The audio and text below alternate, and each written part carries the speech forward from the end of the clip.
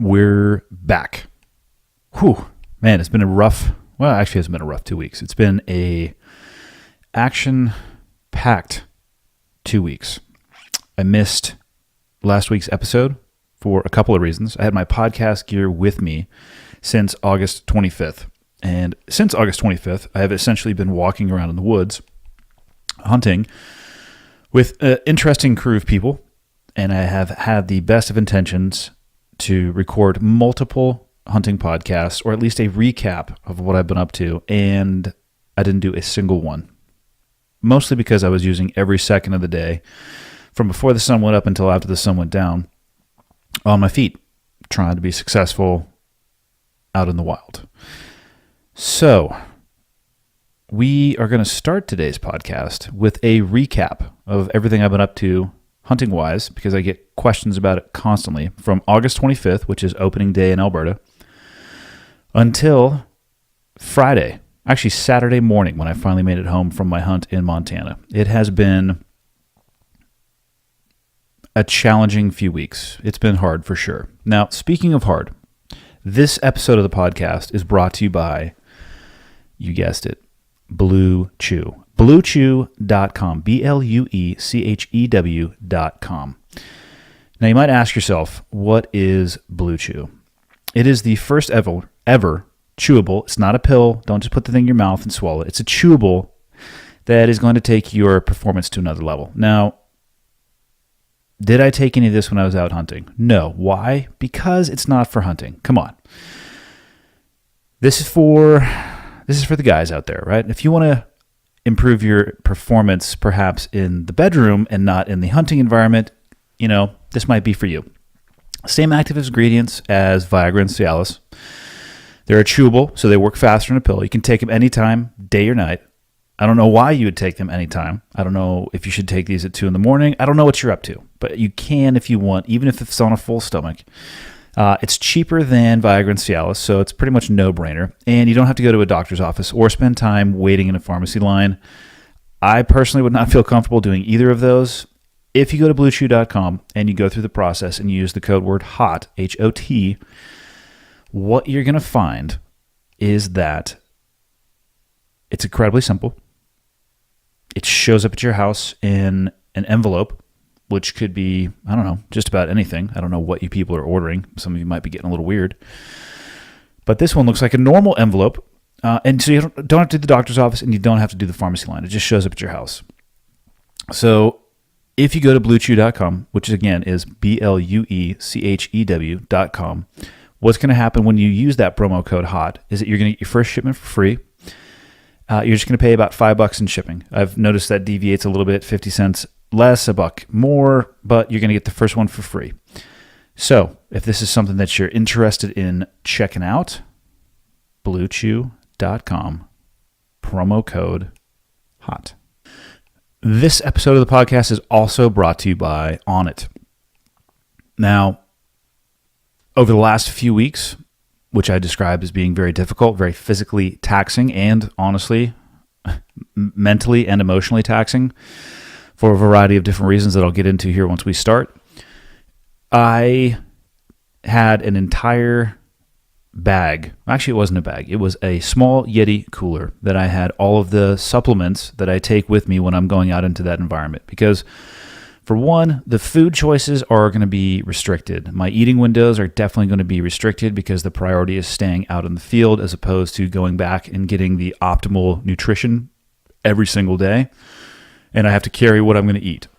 So in these environments, I definitely take advantage of supplementation. And if you go to onnit.com/hot, ONNIT.com/hot, what you're going to find actually on the landing page are the 3 things that I took with me and utilized every single day. The first one is the Alpha Brain. I know I've talked about this in the past. People have been hit or miss as to whether or not they think it actually makes a difference. All I can speak for is myself. On days that I want to be more mentally sharp, I start my day off with Alpha Brain in the morning. Just water, 2 Alpha Brain. Sometimes, actually mostly, now that I think back about it, a very small amount of food to go with that as well. My body personally just doesn't tolerate taking anything outside of real food without having a little bit of real food with it. So for me, I have a small meal at best, or at worst, I should say. I've also experimented taking Alpha Brain at night. So at the bottom of the page, onnit.com/hot, you're going to see the Onnit MCT oil. I use this for my coffee in the morning, but I was at Dudley's house one day, and he made in the evening ice water with some of the coconut oil, MCT oil, and a Alpha Brain instant. You can get the pill form or the powder form. Stirred it up, had it right before bed, and I had the most lucid dreams that I've had in a long time. And it helped me sleep, actually. And I woke up, I was like, wow, that was pretty incredible. So MCT oil at the bottom, I use that in my coffee in the morning, and then jump up to the middle, the Total Human, which these used to be the TPC packs. These are now called Total Human. There is a day pack and a night pack. My wife has started stealing these because she found them in our cabinet, started taking the nighttime ones, and has found that they really help her wind down at the end of the day. I find the same thing, and I find that in the morning, it's just an easy pack. Rip the thing open again with a small meal, because personally my body doesn't tolerate any supplementation on an empty stomach well. Throw it down my throat, and especially in an environment, like I said, hunting, where I am not getting the most optimal food. By that, I mean I was smashing bags of chips and basically any calories that I could get. I wanted to at least have an edge or be well-rounded in the overall nutritional scheme. So I had the daytime and the nighttime one with the Alpha Brain, with the MCT oil. Check them out. You're going to get 10% off when you check out through onnit.com/hot. And just like I say every single time, focus on the big before you get to the small, right? Focus on your macro before you get to the micro. I don't want anybody wasting money. So if you don't exercise and you don't focus on what your diet is going to be, supplementation may not be the right route. Focus on those two things first and then dive into supplementation. Now, that's it.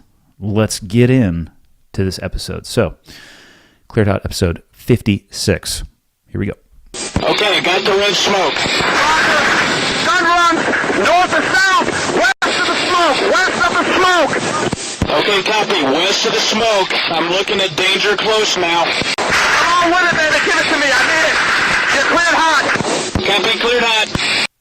Let's start today's episode with a recap of the 2018 elk season, which for me ended on September 11th. I had a phenomenal day, phenomenal afternoon, I should say, on September 11th, but I'm going to get to that. My elk season started August 25th with Dudley up in Alberta. So on the 24th, I started my drive north and picked up Dud in Calgary. We drove through past Edmonton, continued all the way north to essentially the town of Valley View, which is way, way north in Alberta, and started our season with Red Willow Outfitters based just outside of Valley View. Now, I had some changes in my gear from 2017 until 2018, or into 2018. So I'm going to start with what I actually took into the field with me and how that was different from last year, because I get this question often. So let's start with the bow that I was using. In 2017, I was using a Hoyt bow. It was the Carbon Defiant, an amazing bow. In 2018, I'm still using a Hoyt bow, but I switched to the RX-1. Everybody asks me what my poundage is. I'm actually not sure. I know it's in the 70s, but it's less than 80. I have on the bow, I'm holding it here in my hand. I love this thing. I shoot a buckskin riser with subalpine limbs. I have a knock-on grip that is made out of a rack from a bull that Dudley shot on 9/11. Another just amazing collision of things that happened this year on 9/11. The bull he shot this 9/11 was 9/11/2001. So the day in and of itself. What else is on this bow? It's pretty straightforward. I shoot the Elevate Rest, which is a limb-driven rest. When I pull back on my string, the whale tail lifts my arrow up off of the rest. I shoot a Spot Hog Fast Eddy. I want to say it's a single fin, like there's one vertical fin coming up, but I have two pins. I have a green pin and an orange or yellow pin in there in a vertical configuration. So when you look at my sight tape, there's actually two arrows. One gives me my upper pin, the other gives me my lower pin. So that's my pin gap. So even though there's only one fin coming straight up from the bottom, from the bubble, I have two different distances, and I actually use that pretty often. I know there's a lot of people who do not like a single pin or a single fin sight. I'm not going to argue for one or the other. This is just what I started out with, and it is comfortable for me. I have had success with it, but I've also had instances where I'm in between my pins, or I'm in a situation where I probably would have been a little bit quicker had I had a multi-pin sight. So pros versus cons, I'm comfortable using it. I don't have any plans in the near future to change it, but maybe it's not right for everybody. So I think that's it for the bow. The grips, the rest, the sight. I used Hoyt strings. These strings that I have are white with blue and red. What? Red, white, and blue, of course. That shouldn't surprise anybody. But that's it for my bow. Now let's talk about the arrows. Last year, I was shooting a 5mm FMJ 340 spine arrow with 3 fletchings. And for people who are like, what in the hell are you talking about? Full metal jacket is what the arrow is actually comprised of. The 340 is the stiffness, and the fletchings are the, what do you call these things? Little, I don't even know what they're made out of.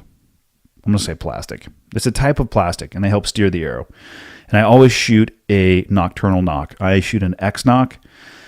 Usually I shoot blue, but the store was out, so I shot red this year. So that is what I shot last year.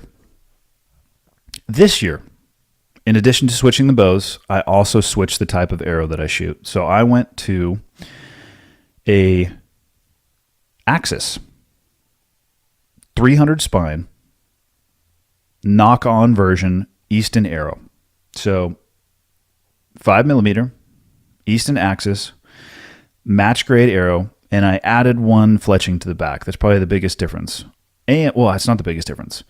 I also added 50 grains of brass to the front end of my arrow. And if you want to understand the difference between that, the front of center debate, I am not the person to talk to or talk about that. So what you need to do is go to the Knock On podcast in iTunes, and you can scroll down. And I think 10 to 15 episodes ago, he had a very specific podcast that talked about just arrow weight, front of center, all of those things. Go there for a resource. Don't come to me for that. What I can say is that shifting this arrow, so I went with a slightly stiffer arrow. I went from a 340 to a 300, and I added the weight to the front and a fletching to the back. These 4 fletch arrows are tack drivers. My arrow flight definitely improved, and I would have guessed by adding drag, by adding an additional fletch to the back of the arrow, that it would have increased volume or noise. And I found it to be the opposite. We were tuning up my bow in Montana where we were hunting, and I was actually standing forward of where Dudley was shooting behind a vehicle, obviously not standing in front of the target. And as the arrow was coming by, you could barely hear the thing ripping through the air. The 3 fletches are noticeably louder, and I have no idea why that is, but I found increased ability to steer the arrow. With the 4 fletch, the arrow flight straightened out for me. It was less wobbly, and man, it hits hard with that 50 grains of brass up front. So that is the arrow that I went into this season with, and now we can actually talk about this season. Actually, one more thing I should cover, because there were some additional changes. Last year, 2017, obviously I have done the majority of my hunting with Dudley, and last year Dudley was with Under Armour. So I was wearing, at least every time that I was with him, Under Armour clothing. This year, Dudley made, or very recently, within the last 2 months, Dudley signed with Sitka, which is actually the first camo that I purchased from Performance Archery right when I got my bow. I had no idea that I had a good friend that worked at Sitka, and I liked the pattern on the wall, so I went in and took the credit card for a spin, and bought a bunch of Sitka gear, but I didn't actually get to wear it that much because, like I said, most of the time I was hunting with Dudley. This year, the hunting with Dudley portion did not change. The gear that I was wearing did. So it was full Sitka, head to toe, from the 25th all the way through the end of this Montana trip. He has done some podcasts, again, specifically with John Barklow about the gear, so I would just say go listen to those as opposed to me rehashing that. But what I can say is that I was prepped for every environmental situation that we encountered. Alberta was a mess as far as weather. There were days where you were going to sweat your ass off, and there were days where you're going to freeze your ass off. And there was a day where both of those things occurred simultaneously. The morning was freezing. Not actually freezing, but it was pretty cold. And the afternoon, by the time I was crawling around, just profusely sweating. So the layering was important. And one key gear setup change that was different for me is when I was wearing the Under Armour stuff, I was wearing a very simpler, like it basically was an X strap. I went an X in the middle of my back, and the strap system came over, and I had my binos attached to it. They were exposed to the elements, and I have my rangefinder that is just... there's a loop that I basically punch a hole through that strap, and it sits on my right-hand side. Speaking of binos, I use Maven Optics binos. They are unbelievable. I have taken these things through the ringer, and they just continue to perform, and the quality of the glass is great. But this year, I used the bino case. I don't actually know what the SKU or the item number is, but it is a zip-up pouch. So I had my binos that had the ability to zip up the pouch and completely cover them from the environment, which was nice and helped both crawling and with rain and moisture hitting them. But it also gave me some access to different pockets. Last year, I ran with my primary release in my pant pocket, and I'm sure there are pros and cons to that. I didn't have any issues, but what I will say is there's additional hand motion and movement that could get you busted.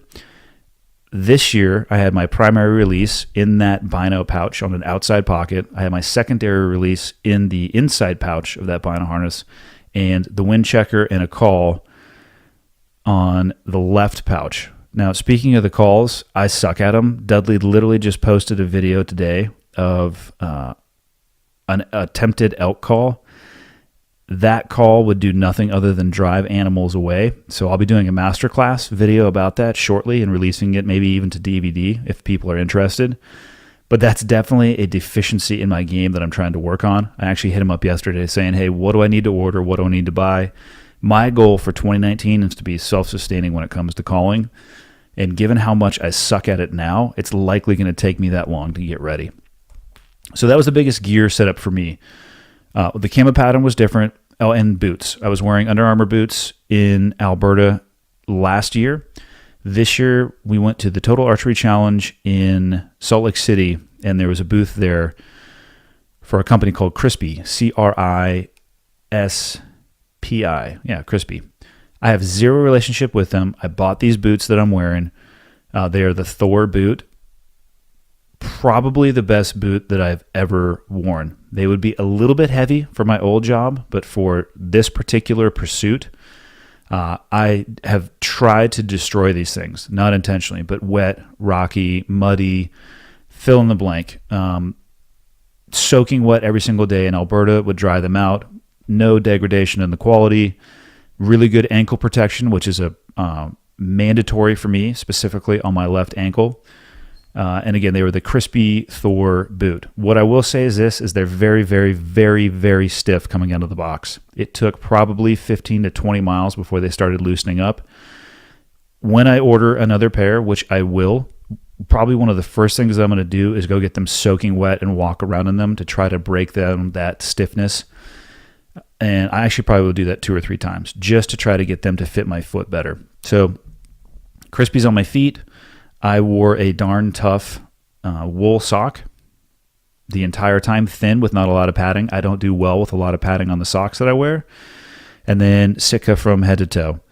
What I will say is this, that Sitka subalpine pattern, I had some very interesting interactions with animals. And by that, I mean, I don't think they could see me.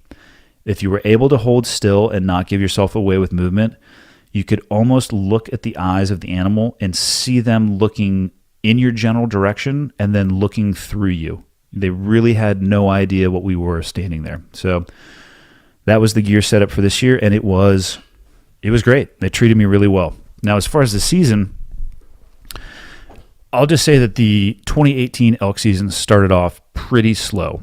When we went up to Alberta, this was my second trip to Alberta with Dudley, so the first time that I've ever been able to repeat a hunting location. It was definitely different than the first time. And Dudley voiced the same things, although he's been hunting there, I think, for close to 2 decades, so his data point set is deeper than my own. The biggest thing was that I noticed is that the temperature was slightly cooler. And it seemed like the animals were behaving very differently, which for those of you that hunt, I'm sure you will say that that's common. My experience and depth of experience specifically in the hunting world is not very deep. So this was an interesting 10 days. In those 10 days, I encountered one elk that completely surprised me. We were walking around, and more than anything, I think we stumbled into an area where a bull elk was laying down sleeping. I was not prepared to shoot in the moment that we encountered this animal. I did not have an arrow nocked. I didn't have my release onto the D loop of my bow.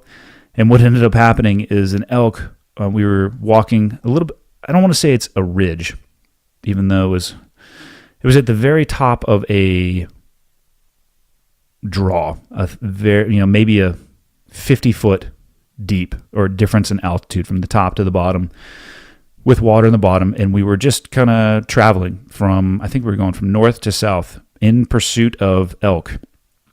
And we stumbled into his bedroom. He came charging up the hill. Like I said, I didn't have an arrow nocked. I didn't have my release ready to go. And in talking to Dudley afterwards, where we were and what we were doing would probably have been the best time to have those things prepared and ready to go. And much like that incident, I would say that my Alberta trip was highlighted by failures, specifically personal failures, than success. In 10 days, I had interactions with a variety of animals. None of them were successful. So I would say I had much more failure than success. Actually, the only thing I had up there, as far as a successful hunt, was failure. I made so many mistakes that infuriated me and frustrated me. And driving home from that trip, I was pissed. I was pissed at not being ready when I should have been ready. I was pissed at missing shots that normally for me would be a slam dunk. It was a rough opening, but that rough opening plus the failures that I had last year set me up for success on September 11th of this year.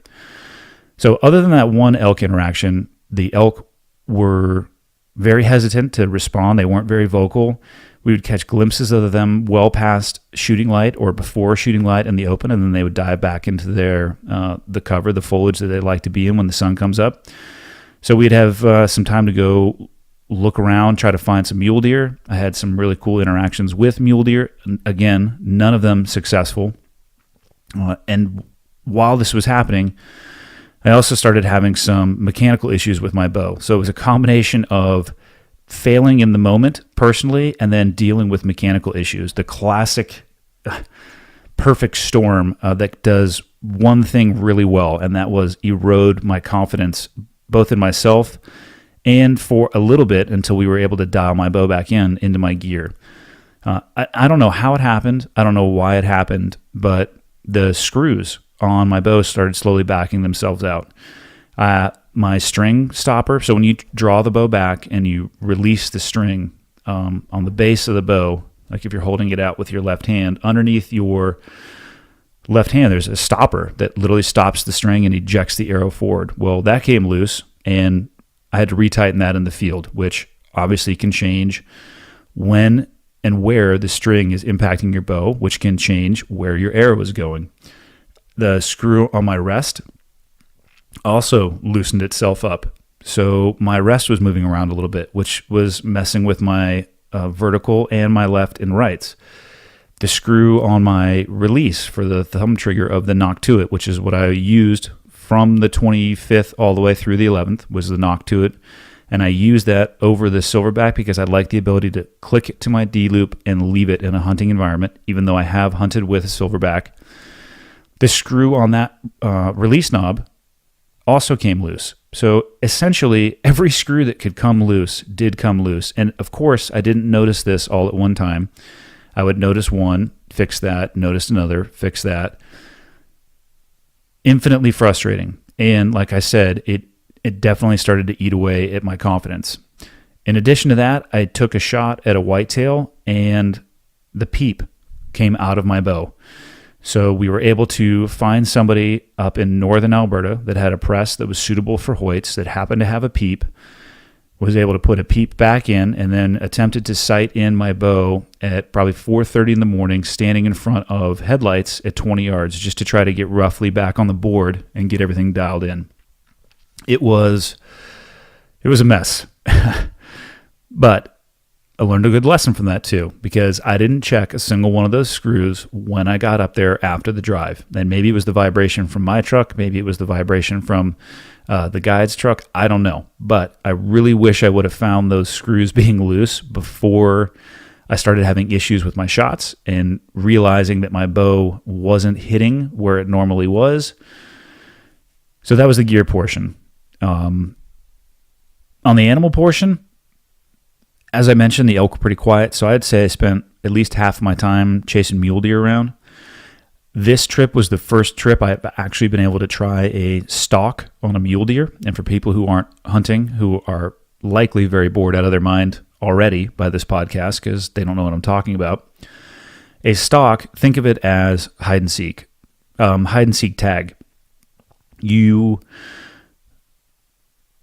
kind of drive around, or you go to areas where you know that mule deer may be, and they like to bed or lay down. But what I don't think they realize is how big their antlers are. So their antlers will generally stick up a little bit over the bush that they're hiding in, which gives you the opportunity to try to play hide and seek. So you can try to figure out which direction the terrain and wind are going to favor. You get in there, you get as close as you can, and then the tag aspect obviously would be with the arrow.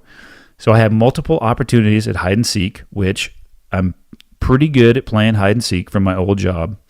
And when it came to the tag portion of hide and seek, I went 0 for 1, 2, 3, 4, 5, 6, 0 for 7 on the tag portion, which you should read as I suck.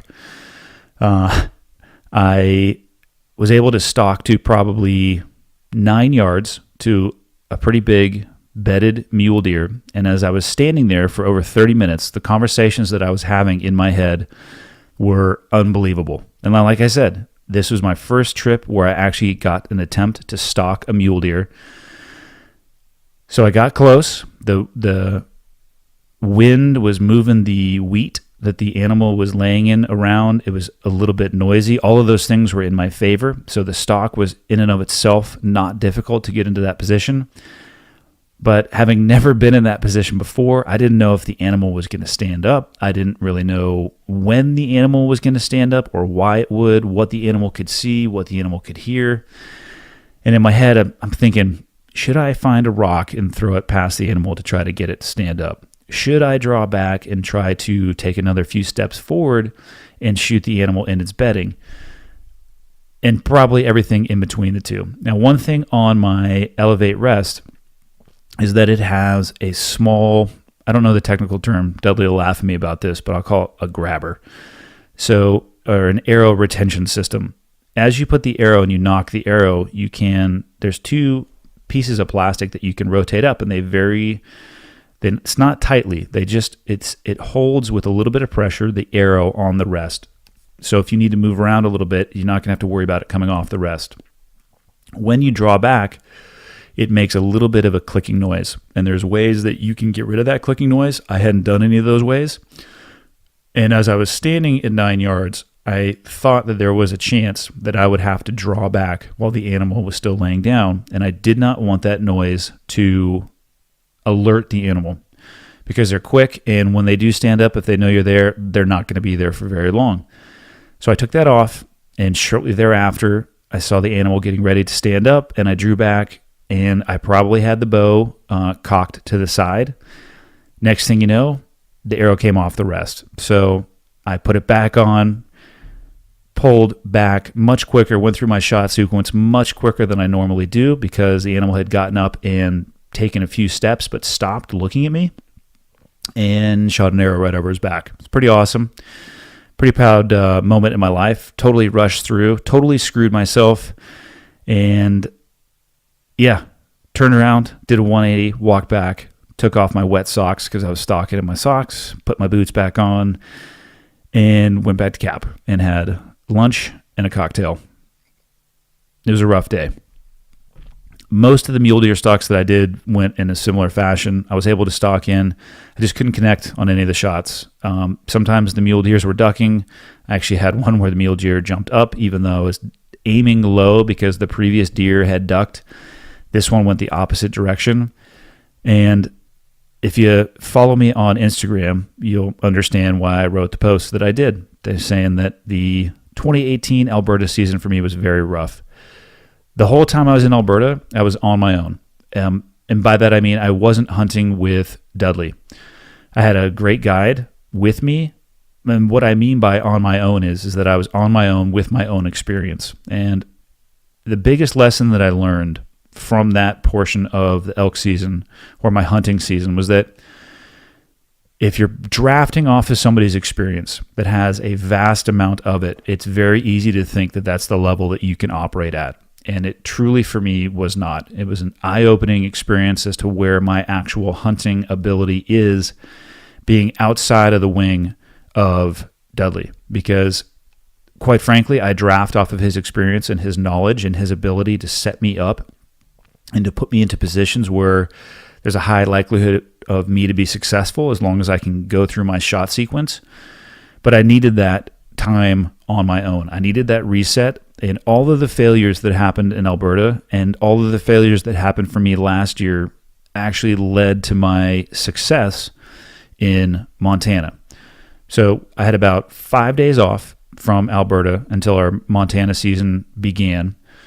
Myself, Barklow, and Dudley were northeast or just north of Helena, Montana.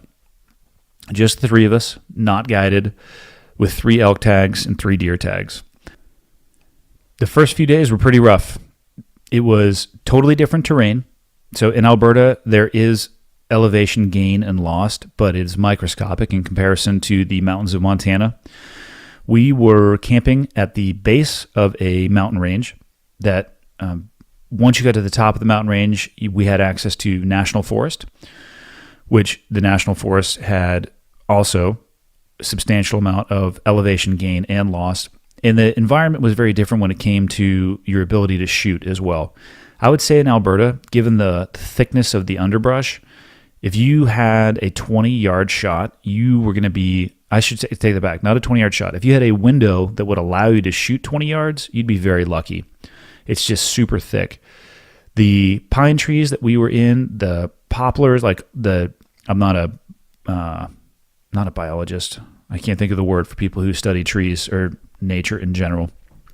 The foliage was of a completely different variety. The overhead coverage in the trees was a totally different variety, which provided for much larger and longer shooting lanes. Now, fortunately, I didn't need that because on September 11th, the animal came in much closer, but it certainly provided different opportunities for shots.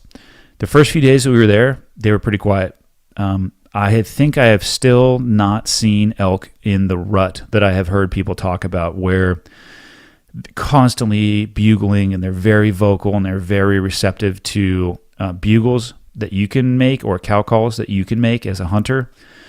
We were just early, and both Barklow and John were talking about it quite a bit, what the reason may be, but the conclusion was, for whatever reason, we were still early in the cycle. So it was challenging. The first few days were very, very challenging. We would see animals, we would pursue animals, and do all the things that traditionally they would respond to, and they just weren't responding. So guess what? That's why it's called hunting and not killing. But we were still putting the miles in, at least 9 miles a day. I think the longest day I did was 13 and a half, and that doesn't include the up and down. And I'm just basing this kind of off of what the activity, the health setting in your iPhone, the activity setting, and it was showing, anywhere between 9+ miles to 13+ miles, but 300 to 500 flights of stairs climbed too. So there's a lot of vertical in that, and that was what we did to try to combat the animals being quiet. We put the miles in, we ground it out, and on September 11th in the afternoon, we were actually in national forest that we had access to from the property that we were hunting. And our goal that day had been to get to a peak, because we were talking about then we could say we had hiked to every single peak that we had seen or that we had access to. So we got to that peak, and we actually had just bombed off that peak, and we went into the woods. And I forget exactly why we had stopped. We might have been having a snack break, which, by the way, peanut butter and jelly is great. Peanut butter and honey is even better. So if you're looking for a killer sandwich in the backcountry, try peanut butter and honey, but do not skimp on the peanut butter or the honey. Make that thing as thick as possible. So I think I had just finished one of those, but for whatever reason, maybe we were just getting some water, and Dudley let out a bugle, and immediately an elk responded with a bugle, I would say from a half mile away.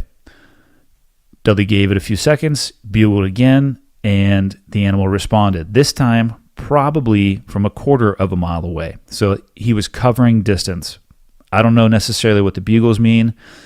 Listening to them go back and forth, I think this elk was saying, hey, he was pissed. Like, what's going on? You're in my area. And then the last bugle that he ripped out, he was probably 200 to 300 yards away, covering ground very fast. We happened to have an awesome camera guy there, Caleb Copeland, who fell back. Dudley and I hopped off to the side of a game trail. Dudley also had an elk tag, and I basically told him, like, hey, because you don't know how big the elk is going to be coming in. And I told him, hey, you let me know if you want to shoot. If not, the animal is totally yours. He's a professional hunter. He does this for a living. I'd rather have him have success. I'm doing this as a hobby at best, and I suck at it. So he had first right of refusal. We'll leave it at that. Caleb was able to do some cow calls, which simulates the female cow, or the female elk, sorry. The animal kept coming, and the next thing you know, I saw him out of the corner of my eye, coming in hard and fast. Dudley and I both drew back, and I heard Dudley say, you take him. He stopped on a trail 14 and a half yards for me, broadside. Dudley stopped him with the cow call, totally broadside, and the rest of it is history. Hard to describe how much it meant to me to be successful on that day and to see things play out the way that they did.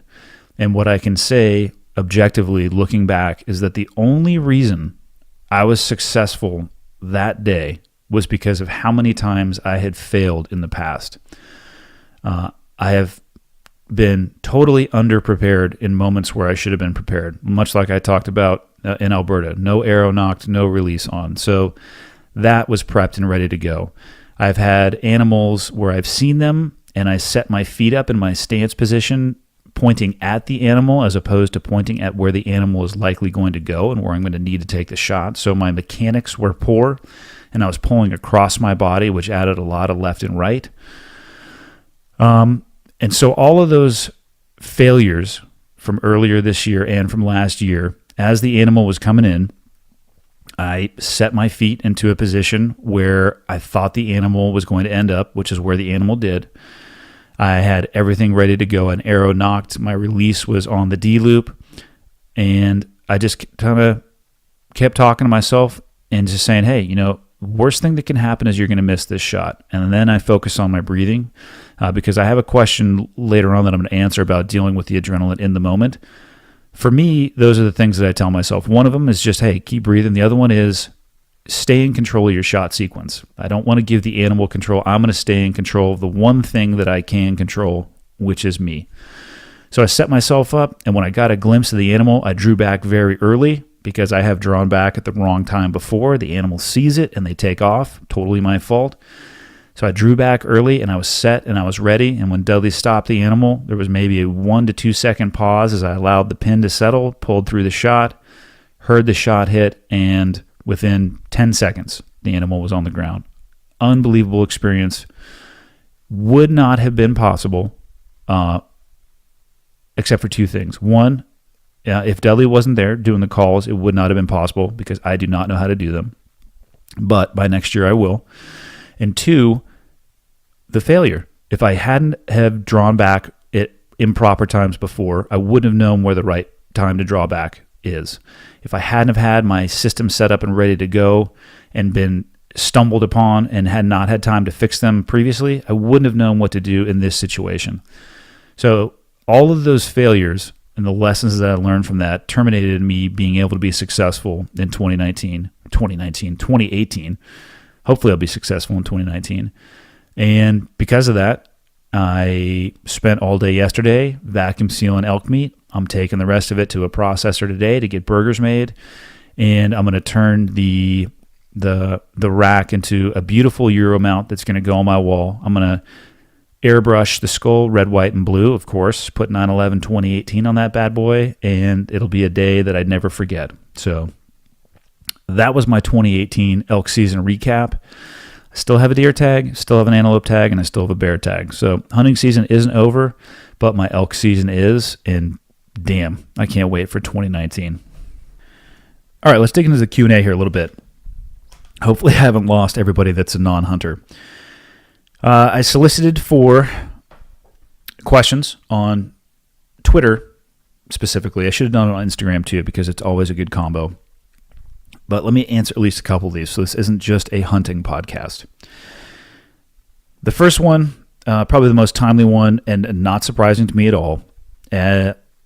Somebody asked me about my thoughts on the Nike Colin Kaepernick, I don't even know what to call it, issue, controversy, commercial, whatever you want to call it.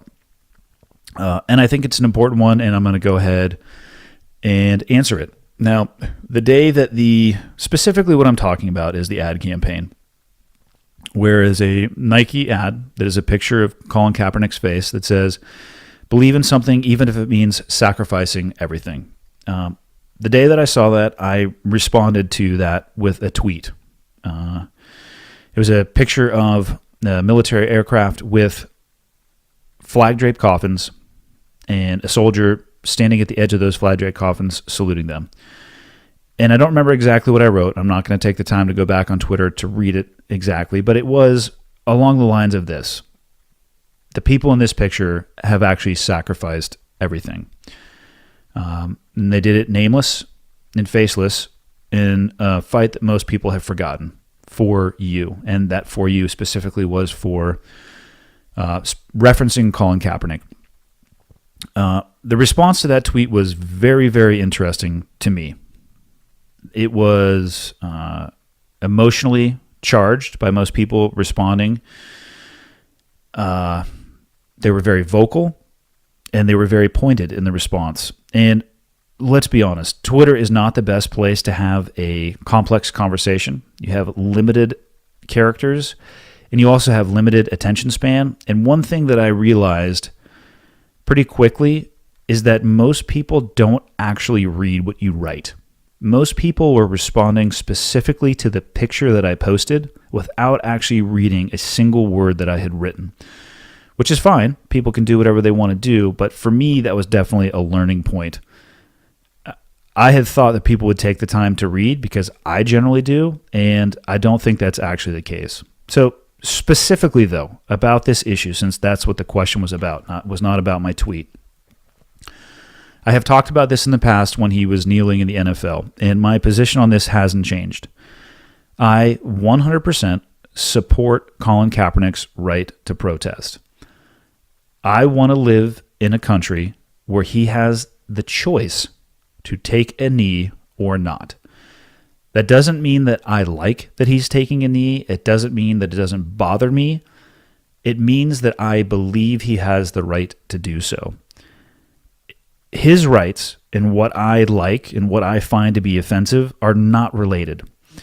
just because I don't like something does not mean somebody should not have the right to do it. So I support his right to protest. The national anthem, it's very short. It's 90 seconds, probably, depending on who's singing it. I do hope that those who are choosing to protest during those, call it 2 minutes, I hope they're actually using their time, effort, platform, money, fill in the blank, outside of those 90 seconds, right? So when it comes to the protest itself, I support the right to protest. Now, when it comes to Nike using him as as the figurehead of an ad campaign, do what you want, right? Nike can do whatever they want to do. At the end of the day, do I think that Nike is getting involved with Colin Kaepernick because they want to support his cause? Maybe. But given my interactions with apparel brands in the past, specifically public companies, their main goal is to make money. So perhaps and hopefully they got involved with him because they wanted to give his protest or give a microphone or an enhanced stage to his protest. I personally think they're doing it to make money. But again, Nike can do whatever they want to do. Colin Kaepernick can do whatever he wants to do. The issue that I had with the imagery, well, it was a combination. It was the imagery and the language. Wording matters to me, and so does the picture. Specifically when it came to the wording, what bothered me was sacrifice everything, which is why I posted the picture that I did. The combination of the two, sacrifice everything with the visual of Colin Kaepernick, in my opinion, was a poor choice of a visual image and a written description. That's my personal opinion. And there's nothing wrong with disliking that ad and simultaneously supporting his right to protest. And guess what? I am aware that his protest has nothing to do with the military or soldiers, which I have said in the past and I will all continue to say. Soldiers and the military have no monopoly, zero monopoly on sacrifice or the flag. I know they're closely tied. I know some people are very passionate about them, but they are not owned by soldiers and they're not owned by the military. To me, like I said, what bothered me was the wording of sacrificing everything and using a multimillionaire as the image of someone who has sacrificed everything. It didn't sit well with me. His protest, like I said, I completely support. I don't support that particular ad. I made a comment about that particular ad, and the response was, it was unbelievable. People came out of the woodwork, and again, I don't think they actually read what I wrote. They looked at the picture and assumed that I was trying to say that his protest was about military or disrespect to soldiers, and that's not the case at all. The most common response that I saw was people posting pictures of Pat Tillman as the reference for somebody who has sacrificed everything. Now, there's a reason I didn't post a picture of Pat Tillman, and I had the incredibly good fortune to actually know him. I didn't know him well. I didn't spend enough time with him as I would have liked to, but I would certainly have considered him a friend, and I hope that he would have considered me to be the same way. His unit was attached to supporting our unit when the invasion of Iraq first kicked off. And the first operation that we went on, some people from his unit were wounded, and he stepped up into a supporting role, and I interacted with him pretty much on a daily basis for a couple of months. I think he would have supported. I believe that he would have supported Kaepernick's right to protest. I would say I know, but I don't know. But what I know about him is that, agree or disagree with the topic, I know that Pat would have wanted to live in a world where Kaepernick has that choice. And Pat joined to serve, not to be used as a political topic or talking point. I know it bothered him. I think that the military used him as a recruiting tool, given his background and what he walked away from when he joined the military. Did he sacrifice everything? Yes, he did. Were the circumstances surrounding his death horrific? Yes. They were. And I personally believe it was one of the largest tragedies in American history when it comes to the military. But I don't believe that he would want to be used in the capacity that people were using his picture and his service in. I don't think he would want to be the face of the Nike campaign, even though that's what most people were saying, like, hey, this is the person you should have used. I think he wanted to serve for the purpose of serving, to protect the rights of people that he may agree with or not agree with. And that is the reason that I chose not to use his picture. Not saying that people shouldn't. I'm not saying he didn't sacrifice everything. Like I said, he obviously did. But I think the words and the pictures and the context matters. And that's it. That's what I think about Kaepernick and Nike. I think at the end of the day, it's going to work itself out. And I think most people, and this country has a very short-term memory. People will burn Nikes, and then they'll go buy some more eventually. And you know what? Is there something wrong with that? I'm not here to say that. But it seems to me like this country has a very short-term memory. All right, I love this next question. Where do you draw the line with regard to hero worship towards service members? While I have the utmost respect for the military, I notice many folks have a tough time distinguishing the fact that all of us are just flawed and as human as the next. Couldn't agree more. I've said this before, and I'm sure I'll say it again. Occupation and character, or occupation and integrity, do not go hand in hand.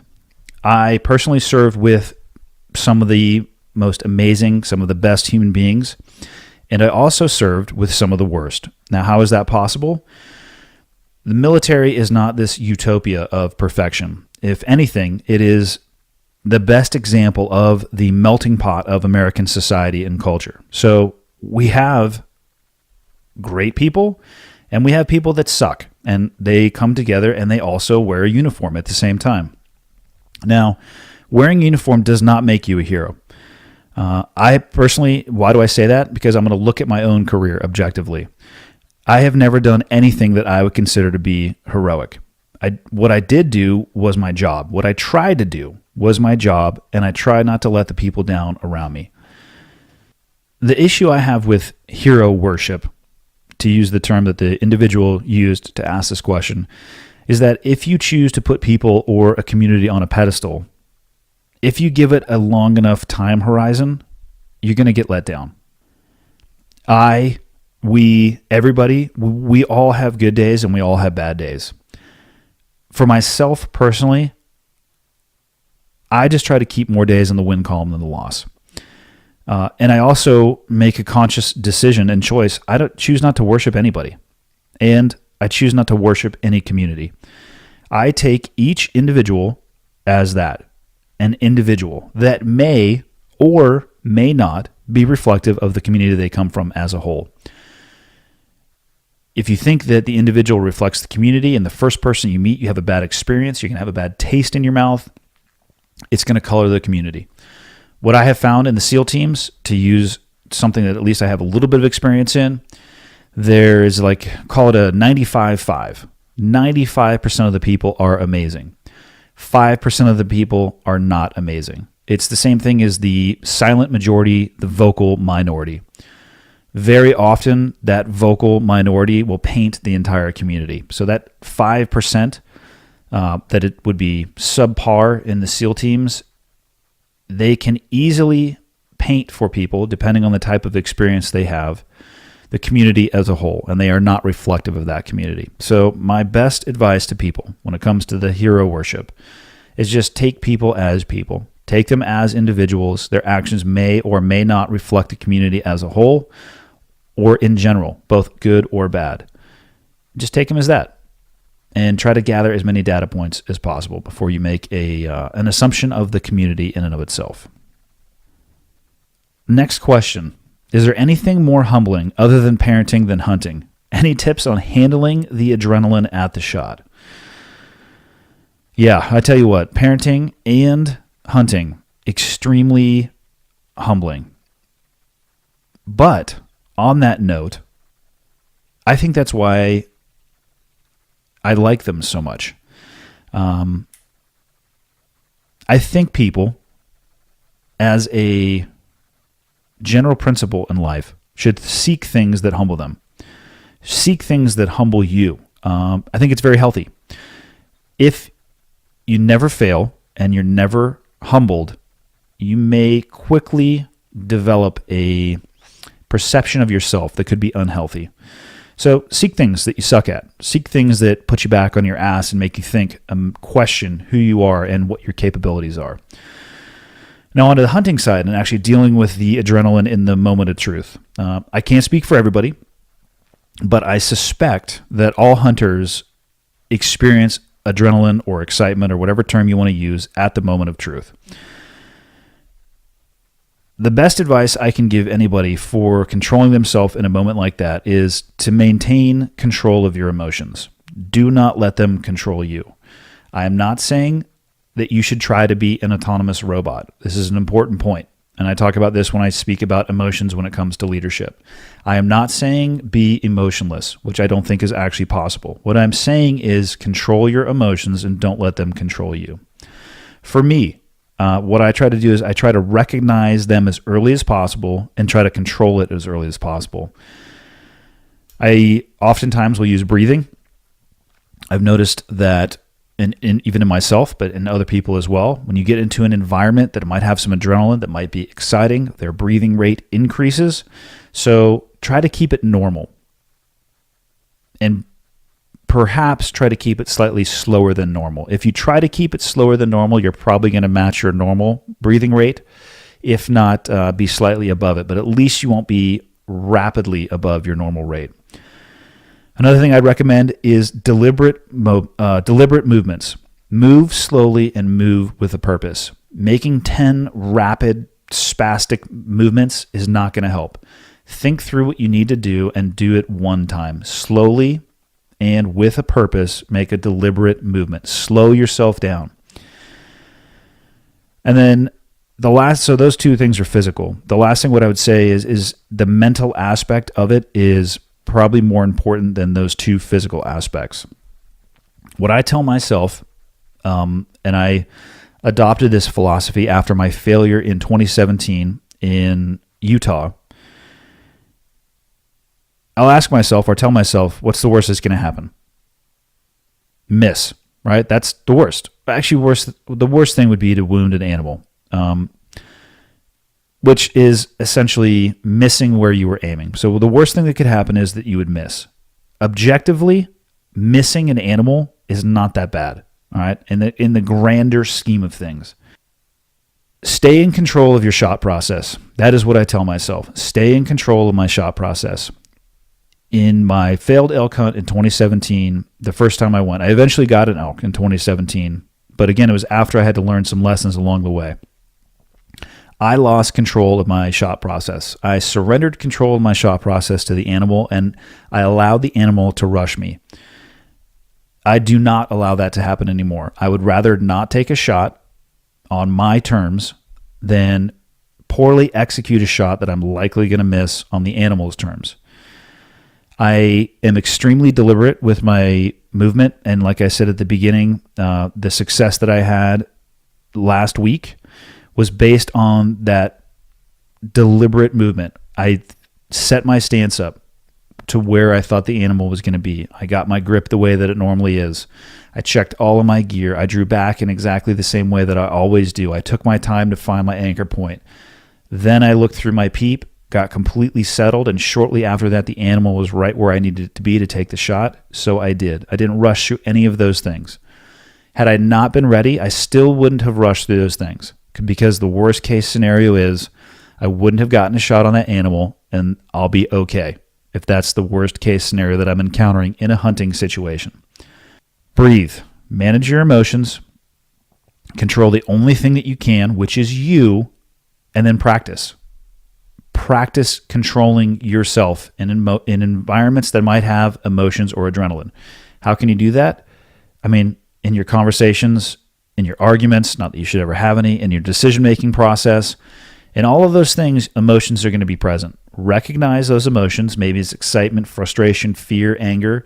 If you can learn to control those things in an environment that's not a pressure cooker, but you start focusing on the impact that they have, and then roll that into your hunting environment or those adrenaline-filled situations, you'll be much better for it. We all experience them. Just learn how to manage and deal with them.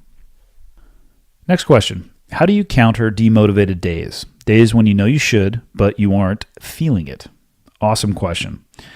I have them often, or I would say at least as often as everybody else does. I definitely understand the impact that these type of days have on me in the long term. The best example is exercise. It is so easy to find an excuse to not work out. I'm tired, it's late, I don't have enough time, I didn't time my eating correctly. Fill in the blank. If you gave me an hour, I could probably write 100 reasons, if not more, as to why I don't feel like working out on any given day. The problem with that is that for me, it's probably one of the most detrimental things. If I don't get a physical release of some kind of activity, it destroys me in the long term, emotionally and in my thought process. So what I have found is, for me, the days I don't want to are the days that I actually have the most value, or that I will get the most value from if I go and get off my ass and force myself to do whatever it is, fill in the blank. And the reason for that is that it sustains my momentum. Now, when it comes to my personal momentum, I'm not a rocket ship. If we were going to do the tortoise and the hare analogy, I am a tortoise for sure. I'm not ripping through life at a rocket ship pace, and I'm not trying to. I'm trying to continue the momentum that I have developed. I can only control one thing in my life, and that is me. So I take the crap days for what they are. They're crap days. And I also realize that I don't have to set a personal best every single day. The rule I set for myself is just to do something. And don't get me wrong, I'm not saying that I'm perfect in this. There are days where I do nothing. But the rule that I try to live by is do something. Don't just throw the day away. That is where you start building the momentum in the opposite direction. And what I have experienced in my own life is that once that momentum swings in the opposite direction, it is so much harder than, or I should say, it is so much harder than staying on the path. If I get off the path, it seems like it's 5, 10, 15, 20 times harder to get on it, as opposed to just doing something every single day. But I have those days, and I get off the path, and I'll have demotivated days. And what I tell myself, and I was talking with my son about this yesterday, is when things suck, nothing lasts forever. That is literally what I will repeat to myself. Get through today, or get through the hour, or get through the minute, or get through the evolution that you're involved in, right? Tomorrow may be different. And if tomorrow's not different, the day after tomorrow likely will be. So get through today, and if tomorrow's not different, get through that, and just keep going, because nothing can last forever. I would rather be the author of my life, not the victim of it. And the only way that I can do that is by controlling, like I have said, the one thing in my life that I can control, which is me. So on those demotivated days, I don't physically look in the mirror, but metaphorically, I will think about myself, look in the mirror, where I am and where I want to be. And even if I don't want to do it, the days that I don't want to do it the most, I will force myself at least to do something, because to me, the most important thing is momentum. Keep the momentum going. Understand the impact that momentum can have going in the opposite direction, and that should help you get off the couch in those days. Personal difference in gear choices aside, what's the technical mistake in the Sicario border scene? So this question goes, I don't even know how many podcasts back, but it was a question about movies and authenticity. And I made the statement, I believe, paraphrasing myself here, that I really like the movie Sicario, but there's one particular scene where they're at the border crossing that just kills the movie for me. Now, it has nothing to do with gear choices. The technical mistake in that scene, if you look at the individual sitting in the front right seat of the vehicle, there is a scene where he's pointing his gun out the windshield, or it's out the passenger side open window of the door. And if you look at the bolt of his rifle, it is locked to the rear, meaning that there is no round in the chamber. The gun is not prepared to fire. And any professional soldier, you always need to know the condition of your weapon, right? So you load a magazine, you send the bolt forward, you do a press check to make sure that there's actually a round in the chamber, send it forward. For me, For whatever reason, I would hit the forward assist 2 or 3 times, close the dust cover, and I'd be ready to go. The reason that bolt was locked to the rear is that the armorer for the show gave him the weapon, likely in that configuration, and the actor didn't know to check it because guess what? He's an actor. He's not a soldier. Once you see it, you're not going to be able to unsee it. And once you recognize what that is, it's going to ruin, well, for me, it ruined me on the rest of the movie. Up until that point, it was going awesome. And then I saw that, I was like, God damn it. So that's the technical mistake in the Sicario border scene. Last question. Would you share a time when your sarcasm has gotten you in trouble either in the military or at home? Well, first off, I don't know what you're talking about because I'm not sarcastic and I've never been in trouble in the military or at home. And that's it for this week. Thank you, everybody, again, for tuning in. Thank you to BlueChew.com for supporting this podcast. If you are looking for some performance enhancement in the bedroom, Blue Chew gives you that extra confidence you might need. It's chewable, right? Works faster than a pill. Ups to twice as fast. I just said ups. Wow, that's awesome. Up to twice as fast. It's cheaper than Viagra and Cialis. It only takes a few minutes to fill out the form online, and it's prescribed by a doctor and made here in the U.S. of A. So if that's what you're looking for, BlueChew.com. Promo code HOT, upper or lowercase, still works. What else? That is about it. Got a cool lineup of interviews in the near future. I am still due to do another Q&A. This next week might actually be another Q&A because I'm inundated with questions. And what else? I think that's it. Thank you for supporting the podcast. Thank you for listening. Thank you for telling people about it. Thank you for the reviews on iTunes. Good, bad, ugly, indifferent. I'm still interested in what people have to say. If I can make it better, I will. And that is it. I'm taking my kiddos to school. I won't see any of you